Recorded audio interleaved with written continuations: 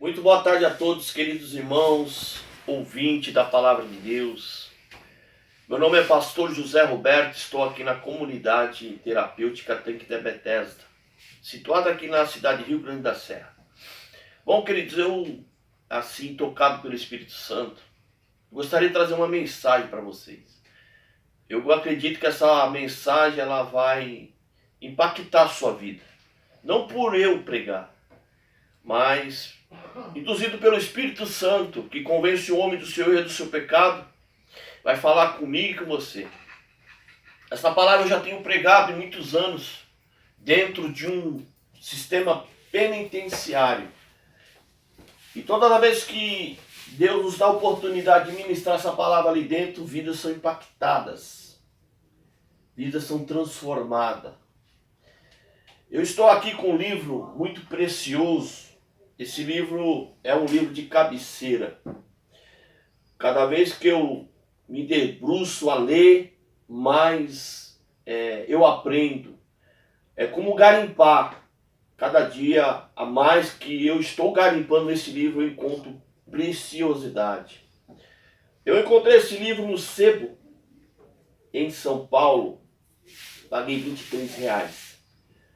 E este livro conta a história de um malfeitor arrependido, onde Lucas, aqui no capítulo 23, doutor historiador Lucas, ele nos deixa escrito aqui: e um dos malfeitores que estava pendurado blasfemava dele, dizendo: se tu é Cristo, salva a ti mesmo e a nós. Respondeu, porém, o outro, repreendindo, dizendo: tu ainda não temes a Deus, estando nesta mesma condenação? E nós, na verdade, com justiça, porque recebemos o que nos foi feito, e merecíamos. Mas este homem mal nenhum fez. E disse a Jesus: Senhor, lembra de mim quando entrares no teu reino. E disse-lhe Jesus: em verdade vos digo, que hoje mesmo estarás comigo no paraíso. Então, queridos, no capítulo 2, a partir do capítulo 2, nos traz a história deste malfeitor. Segundo o livro, fala que ele era um jovem de 17 anos. Ele já não tinha mais a sua mãe, tinha seu pai. E o seu pai era um homem que mexia com ouro, pedras preciosas, ele refinava ouro. Dimas tinha 17 anos quando recebe a notícia que o seu pai acabara de falecer. E Dimas ele vai até o pedreiro da época procurando dar uma sepultura digna, pedindo para que o pedreiro contratasse, pedindo para que o pedreiro fizesse um túmulo para o seu pai. E depois que ele sai dali, ele vai até a sua casa para pegar o dinheiro, mas quando chega em sua casa ele tem uma surpresa. Ele encontra algumas pessoas estranhas. Dessas pessoas era um alzinho, era uma pessoa que fazia um levantamento dos bens da pessoa. E também um velho fariseu que trabalhava para Roma e alguns soldados romanos que estavam ali fazendo a escolta. Quando Dimas ele se depara com aquelas pessoas, ele logo automaticamente ele fala: o que vocês vieram fazer na minha casa? E aquele velho fariseu, representante de Roma, ele fala: nós viemos cobrar a dívida do seu pai. O seu pai, antes de morrer, ele deixou uma dívida para com Roma. E nós viemos fazer. Inclusive, o malzinho que está aqui já fez um levantamento, tudo que tem aqui já foi confiscado e será levado para Roma. Dimas começa a questionar: como assim? O meu pai, antes de morrer, ele não me falou desta dívida. Eu não tenho conhecimento desta dívida. E o velho fariseu falou: pois é, o seu pai nos deixou uma dívida, ou seja, ele não pagou imposto. E Dimas fala: tudo bem, vocês estão levantando uma dívida que eu desconheço, mas deixa uma parte para que eu possa pagar o pedreiro que eu acabei de contratar para fazer a sepultura do meu pai. E aquele velho fariseu falou: de forma nenhuma. E Dimas falou: tudo bem, meu senhor, eu posso trabalhar para o senhor como escravo. eu sou jovem, tenho vigor, mas deixa pelo menos uma parte para que eu possa pagar o pedreiro que eu acabei de contratar. E aquele velho fariseu falou: de forma nenhuma.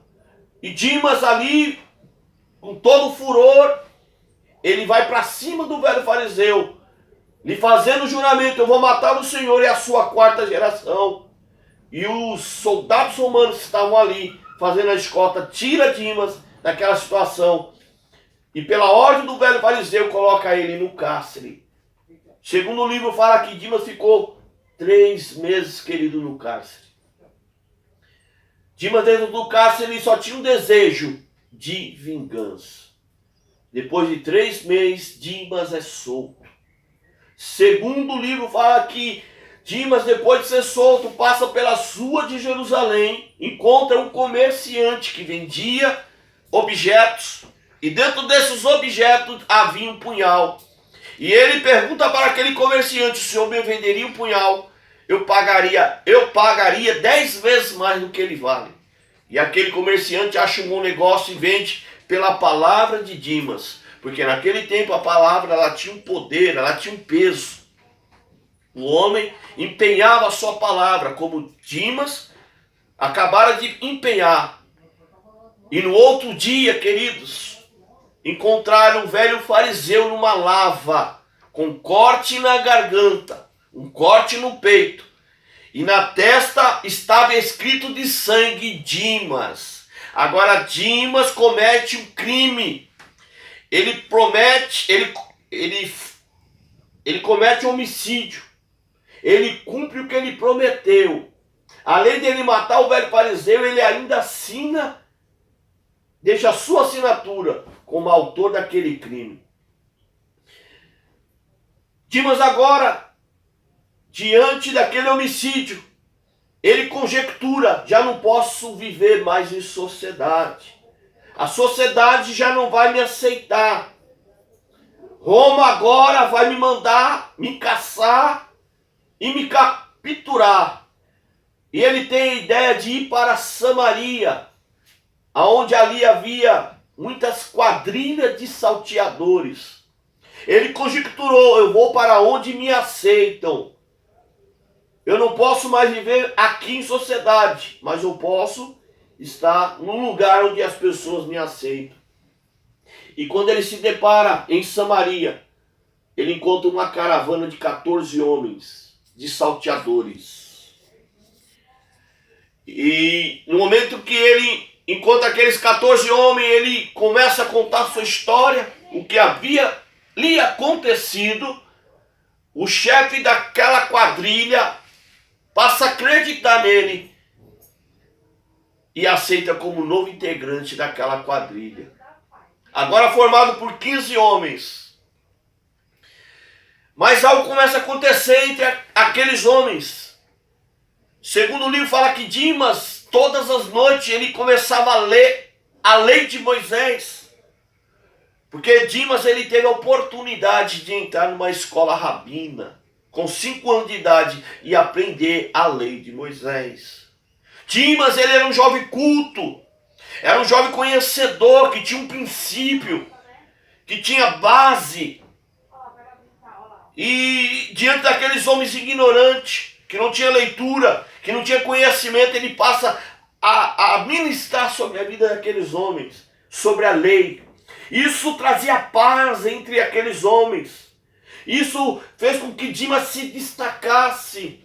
Dimas começou a se destacar. Segundo o livro fala que o chefe da quadrilha passou a tratar ele como filho. E um dia eles ficaram sabendo que uma caravana estava vindo do Egito para Jerusalém. Essa caravana de comerciante, eles estavam trazendo dentro dos cereais os ouros, porque havia muitos assaltos, e eles ali começaram a esconder o ouro dentro dos cereais. Mas aquela quadrilha ficou sabendo que que o ouro estava dentro dos cereais. Eles marcaram uma emboscada. Mas o que eles não sabiam, queridos, que naquela caravana havia 3 soldados romanos fazendo escolta. Eles estavam ali apaisando, dando segurança dando escolta para aquela caravana. E aqueles 15 homens, eles abordam aquela caravana. E no momento que eles abordam, houve um confronto entre os 3 soldados romanos e aqueles 15 homens. E dentro desse confronto, o segundo livro fala que Dimas, ele mata um dos soldados romanos. E também o chefe da quadrilha, ele é morto. Nesse confronto morrem os 3 soldados romanos e o chefe da quadrilha. Eles roubam o ouro, voltam para o seu esconderijo e começam a prantear o luto do seu líder. Passa-se o luto do seu líder, eles fazem uma assembleia, aqueles 13 homens, e decidem que Dimas agora tinha que ser o líder deles. Todos ali decidiram, em comum acordo, que Dimas agora tinha que liderar aquela quadrilha. Chegam até Dimas. Dimas, nós resolvemos entre nós aqui que você deve ser o nosso líder. Você é uma pessoa articulada, sábia. Você tem algo diferente em você. E Dimas agora toma a palavra. Tudo bem, vocês estão aqui levantando eu como líder, mas eu vou colocar 3 condições aqui. Se vocês concordar com as minhas 3 condições, eu vou passar a ser o líder de vocês. Pois bem, Dimas, pode falar. A primeira condição, que a partir de hoje, ninguém mata mais velhos. Se nós tiver no assalto, tiver um velho, nós vamos poupar a vida deste velho, por amor a meu pai. Segundo, ninguém mata mais criança. Se nenhum dos nossos assaltos tiver uma criança, nós vamos poupar a vida desta criança. E por terceiro, todos aqueles que morrer de nós vamos parar tudo para enterrar. Se nós matar nossos inimigos, nós vamos enterrar. E se nós estiver andando pelas ruas ou pelas montanhas aqui de Samaria, nós vamos parar tudo para dar uma sepultura para aquele morto. Porque o meu pai não teve uma sepultura digna. E por isso essas 3 condições eu coloco aqui. E aqueles 13 homens resolveram concordar com o acordo de Dimas. E agora Dimas passa a ser o chefe daquela quadrilha de salteadores. Passa-se um tempo, queridos. Eles ficam sabendo que uma caravana estava saindo do Egito para Jerusalém. E eles marcam uma emboscada para aquela caravana de comerciantes. Mas aquela caravana ficou sabendo que lá na frente havia uma emboscada de ladrões. Alguém ali avisou. E aquela caravana ela passa a seguir outra rota. E aqueles homens que estavam ali esperando aquela caravana, eles ficam frustrados. Deu tudo errado naquele momento. E eu quero aqui abrir um parênteses e dizer para você que está me ouvindo, querido e querida, tem coisas que tem que dar errado para dar certo. Nem tudo que planejamos em nossa vida dará certo. Tem coisas que tem que dar errado para dar certo. É uma mensagem que eu ministro muito dentro dos cárceres. E é onde eu falo que tem coisas que na vida da pessoa vai dar errado para dar certo. Por exemplo, uma pessoa que vai para um assalto. Desculpa. E aquele assalto ele deu errado e a pessoa, por algum motivo, ela vai presa. Deu errado. Mas lá na frente está dando certo. Por quê? Porque era plano de Deus de a pessoa estar ali dentro. Porque se a pessoa, muitas das vezes, desse certo aquele assalto, ele ia não ter um encontro com Deus. Porque a vontade do diabo é roubar, matar e destruir. Mas Jesus Cristo veio nos dar vida e vida com abundância. Então tem coisas, querido, que tem que dar errado para dar certo. Porque a vontade do diabo não é colocar ninguém dentro da cadeia. A vontade do diabo não é colocar ninguém dentro dessa comunidade terapêutica. A vontade do diabo é matar. Porque aqui dentro tem a palavra de Deus. Dentro do sistema penitenciário tem a palavra de Deus. E o diabo, sabendo disso, jamais ele queria que a pessoa ela fosse para o sistema penitenciário. Então tem coisas na sua vida que tem que dar errado para dar certo. Nem tudo aquilo que dá errado, aleluias, é para o seu fim, é para a tua destruição. Se está dando errado algo na tua vida, é para dar certo para Deus, porque, aleluias, tudo está dentro da agenda de Deus. Tem coisas que vai sim acontecer dando errado a princípio, mas lá na frente vai dar certo, louvado seja Deus. E deu errado. No momento que eles voltaram, eles se deparam com algum barulho de passos. E quando eles ali se armam, tirando o punhal da sua bainha, eles se deparam com uma mulher e uma criança. Esta mulher estava em cima de um burrinho. E ali do lado estava um velho, um senhor. E quando Dimas toma a frente daqueles seus homens e fala: ninguém mata criança, ninguém mata velho, nós temos um acordo. E eles se desarmam. Tem coisas, querido, que precisamos se desarmar. Deus está falando nesta tarde com você. Muitas das vezes só andamos armados, sempre armados, qualquer coisa já estamos de uma forma arrogante. É tempo de abaixar a guarda espiritualmente. É tempo de você se desarmar no sentido espiritual, querido. Jesus está falando: se desarme nesta tarde. E quando Dimas toma a palavra ali, falou: mulher e senhor, o que vocês estão fazendo aqui? Agora eu olho para a palavra do Senhor. No livro de Marcos, capítulo 2, conta a história de Herodes. Herodes, ele fica sabendo que nasceu um rei dos judeus. E esse Herodes era um rei muito cruel. E quando ele fica sabendo que nasceu um rei do judeu, ele manda matar as crianças debaixo de 2 anos. Segundo a Bíblia fala que Isabel, ela chorou, ela pranteou a morte do seu filho, porque Herodes, aleluia, mandou matar as crianças abaixo de 2 anos. Aí Deus fala, através de um anjo, para José e Maria: foge para o Egito, porque Herodes está tentando matar a morte de um menino Jesus. Aquela família que Dimas se depara era Maria, José e o menino Jesus. Mas engraçado que Dimas não sabia, mas tinha um pacto entre eles.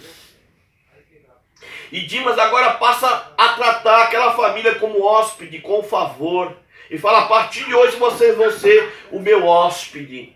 E manda preparar um banquete ali no seu esconderijo. E no momento que estava se preparando o banquete, algo começa a chamar a atenção de Dimas, aquela criança. E pergunta para aquela jovem senhora: mulher, quem é esta criança? Esta criança, ela é diferente. Eu vejo algo diferente. Deixa eu segurar por um momento esta criança. No momento que aquela mulher permite que Dimas segura aquela criança, segundo o livro fala que Dimas sentiu o seu sangue todo purificado. É muito forte isso, querido. É muito forte. Dimas começa a sentir como se fosse uma criança que não tinha cometido nenhum pecado. Era como se ele nunca tivesse derramado sangue. E ele começa a chorar. Dimas agora já não tem mais paz. Dimas, ele não dorme de noite. Ele começa a sentir atribulado com aquilo. No outro dia de manhã, perturbado, sem dormir, manda preparar um belo de um banquete para aquela família. E naquele banquete, Dimas fala: mulher, deixa eu sentir o que eu senti ontem, me dá essa criança novamente. Eu quero abrir um parênteses nesta tarde e para esta mensagem. E eu quero profetizar na tua vida, amado e amada. Você vai sentir o que você sentiu um dia. A presença de Deus. Você que não sente mais a presença de Deus. Você que um dia já sentiu a presença de Deus, hoje não sente mais. Você que uma outra hora já participou de um ambiente, de um mover, de um Pentecoste, hoje está frio, está fria, vai sentir o que você sentiu antes, porque Deus ele vai te renovar, a presença dele vai, aleluia, se renovar na tua vida. É assim, meu, é tudo ao vivo. E no momento que Maria dá o menino Jesus nos braços de Dimas, ele não sente, mas ele ouve uma palavra que dizia: você terás uma morte gloriosa. Dimas olha de um lado, olha do outro e fala: quem está falando? Novamente a voz vem até ele e fala: tu terás uma morte gloriosa. E começa a chorar e começa, aleluia, a se perturbar com aquilo. E pela terceira voz, a voz dizia: tu terás uma morte gloriosa. Querido, passa-se os anos, 30 anos. Segundo a história fala que Barrabás era da mesma quadrilha de Dimas. Barrabás era um subordinado de Dimas. E por algum motivo prenderam Barrabás. E Roma fez um acordo com Barrabás. Você entrega seu líder que nós te soltamos. E Barrabás achou um bom negócio. E entregou, desculpa a palavra, caguetou o seu líder. Quando Roma, os soldados romanos foram até o esconderijo, prenderam Dimas e Gesto. Agora Dimas é condenado à pena de morte, que era crucificamento pelos crimes que ele havia cometido, juntamente com Gestos. Neste mesmo tempo, Jesus está sendo julgado. O crime que levaram, não que Jesus cometeu um crime, mas eles acusaram Jesus de blasfêmia. Porque naquele tempo não podia dizer que a pessoa era Deus, e Jesus é Deus. Segundo crime que Jesus está sendo condenado, acusaram Jesus de não pagar imposto. E sendo que Jesus pagou imposto. Jesus falou para Pedro: Pedro, vai até o rio. O primeiro peixe que você vê, abre a boca dele e pega um denário, uma moeda, e dá de Deus o que é de Deus, de César o que é de César. E por terceiro, de desordem no templo. Jesus não tem pecado. Ali forjaram a morte do nosso Senhor. E nesse mesmo tempo Jesus é condenado à pena de morte. Até a cultura dizia no mesmo tempo, quando Roma não cumpriu o acordo que fez com Barrabás, e colocaram Barrabás e Jesus. E a multidão tinha que decidir quem deveria ser solto na Páscoa. E a multidão decidiu crucificar Jesus e soltar o criminoso Barrabás. Então ali Jesus já morreu no lugar de um criminoso, de um bandido, de um ladrão, de um assassino, porque segundo a história fala que Barrabás também era um assassino. Agora eu quero montar um cenário, querido, aqui. Jesus está sendo condenado à pena de morte, juntamente com dois malfeitores, como disse Lucas, Gestos e Dimas. O inferno estava em festa. O inferno já estava comemorando a morte de dois homens. Dois criminosos, Gestos e Dimas. Mas Satanás esqueceu uma coisa, que Jesus veio para desfazer a obra do diabo. Jesus veio para acabar com a festa do diabo na tua vida. Satanás não se andará mais na tua vida, ele não terá mais você como marionete. Jesus, ele chegou para desfazer todo o mal, toda a opressão do diabo na tua vida. O inferno estava em festa, já comemorando a morte de dois homens, ainda mais do lugar ao lado do nosso Senhor. Naquele momento, Gesto, ele começa a acusar Jesus. E aí, você não é filho de Deus? Salva a ti e a nós. Você não salvou a muitos, salva a nós. Desça dessa cruz e salva-te, a ti e a nós. Dimas, ele ouvindo, ele toma a palavra naquele momento e fala: ei, Gesto, cala tua boca. Nós somos merecedores de estar aqui. Nós cometemos crime, eu matei. Agora este homem nenhum mal fez. Dimas agora passa a ser advogado de Jesus naquela cruz.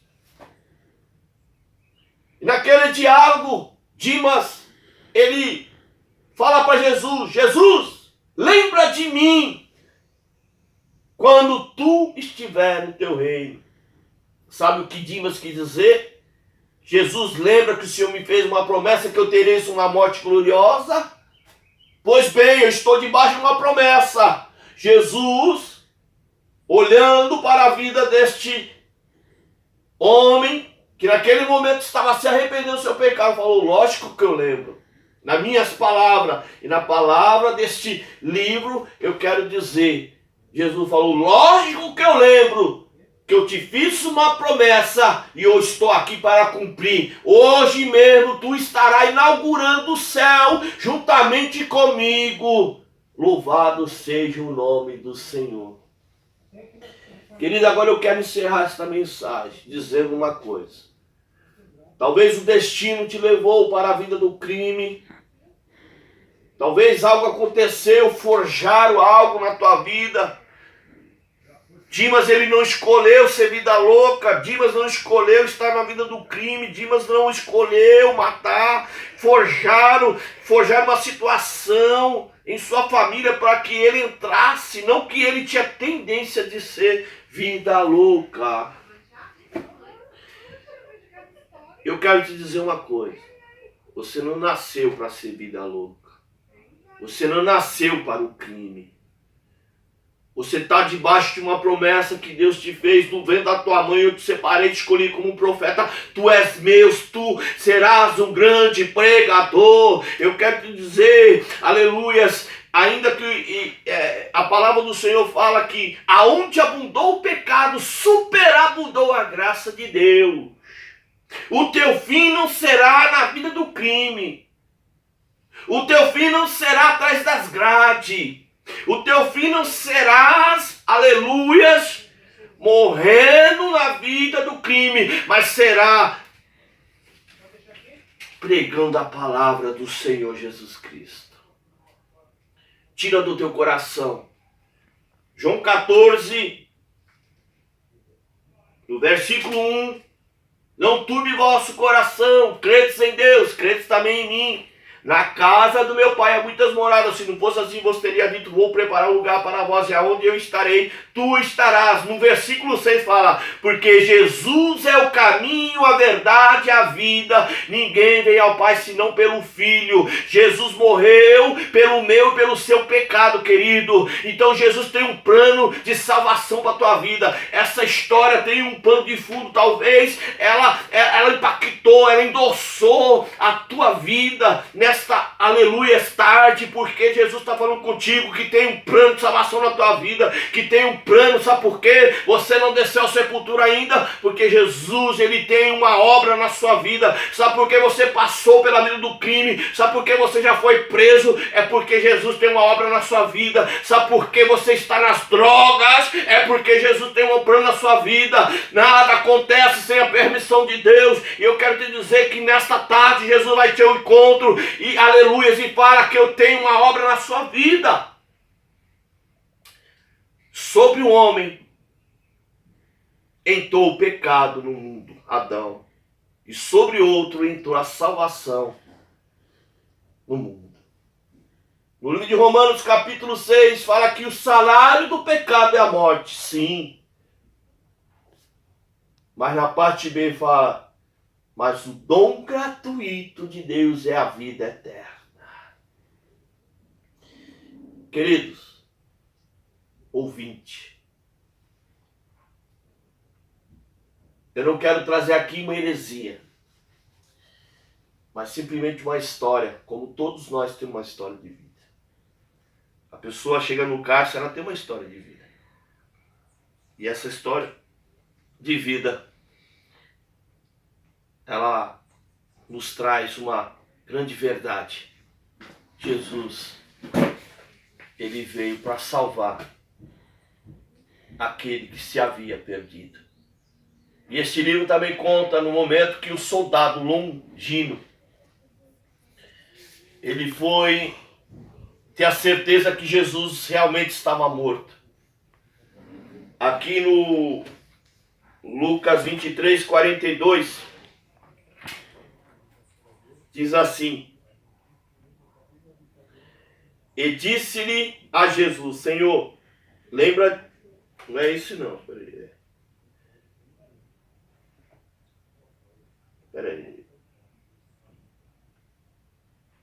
E disse-lhe Jesus, Senhor, lembra de mim quando entrares no teu reino. No versículo 47, querido, presta atenção. 47, do Lucas 23. E o centurião, vendo o que tinha acontecido, deu glória a Deus. Eu vou repetir. E o centurião, vendo o que havia acontecido, deu glórias a Deus. Por que o centurião deu glórias a Deus? Segundo o livro, fala quando esse centurião, até o livro nos dá o nome dele, Longino, ele pegou uma lança e transpassou o lado de Jesus. A Bíblia nos fala que saiu água e sangue.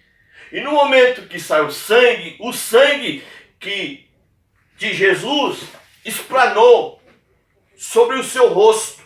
E no momento que esplanou, ele esfregou, segundo a história fala que ele era cego. É muito forte, querido. No momento que ele esfregou, ele passou a enxergar. E naquele momento ele deu glória a Deus. Até na morte. E após a morte, Jesus faz milagre. Porque o sangue de Jesus purifica o homem de todo o pecado. Amém? Aqui eu encerro essa mensagem te dizendo que Jesus te ama. Se você sentir no coração de aceitar, aí é onde você está. Confesse a Ele, peça perdão. Vamos orar. Pai, em Teu nome, como pregador em cadeias, eu quero aqui, meu Pai, apresentar esta vida que ouviu este áudio, esta mensagem. Eu acredito que essa vida foi impactada. Eu acredito que essa vida está agora, neste momento, confessando. O céu está em festa pela vida de Dimas, pela vida de muitos e por esta vida. Aceita Ele como Senhor e Salvador. Escreve o nome dele no livro da vida e faça dele um grande pregador e dela uma grande pregadora da sua palavra. Em nome de Jesus. Queridos, vou deixar meu contato. Vou deixar meu zap. você quiser pedir de oração, um aconselhamento, uma ajuda dentro da comunidade terapêutica, estamos aqui para atendê-lo. A comunidade terapêutica que está aqui na cidade de Rio Grande. Eu vou deixar o contato. Meu número de telefone é o 94385-2775. Vivo. O zap é 95-24-55-136. Pastor José Roberto, e que Deus abençoe em nome de Jesus.